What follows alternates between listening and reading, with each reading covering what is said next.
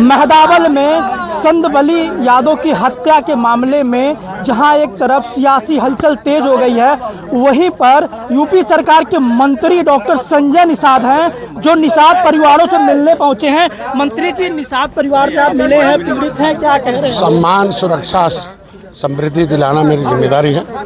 और कुछ कहते हैं कि कलंक है कुछ नेता कि समाज के नाम पर सांसद विधायक बन जाते हैं, लेकिन अगर उनके पार्टी का मुखिया उस जाति का है तो इतना डर जाते हैं कि वो उस जाति के साथ खड़े रहते हैं, अपनी जाति खास नहीं। मैं तो चाहे किसी भी पार्टी के साथ हूँ, मेरे आज के दिन में मैं अपने समाज के साथ खड़ा हूँ। आज मैं चाहता हूँ कि जाति संघर्ष समस्या का हल नहीं है, लोकतांत्रिक ढंग से कानूनी प्रक्रिया से यह हल हो और न्यायपूर्ण जांच हो। जो दोषी उनके खिलाफ कार्रवाई हो, चाहे किसी जाति धर्म का हो, लेकिन जो दोषी नहीं है उन्हें जेल भेजना गलत है। मंत्री जी, यादव परिवार की एक बुजुर्ग की हत्या हुई है।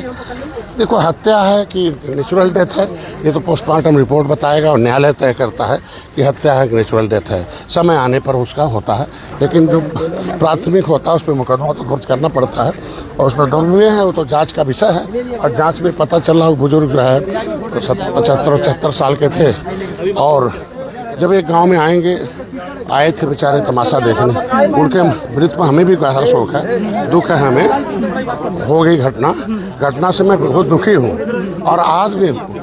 लेकिन एक गांव में जब दूसरे गांव का आदमी चढ़ के आएगा और नेता उकसाएंगे, मतलब सांसद कहेंगे, उनको हम क्या कहें? या तो कलंक कहें या निकम्मा कहें या कायर कहें। तो ऐसे लोग रहेंगे जो दूसरे दल को उभारेंगे और संघर्ष कराएंगे, उचित नहीं है। तो क्या यहाँ के सांसद कलंक है? भाई, जब पीड़ा देखने नहीं है तो कलंक ही है।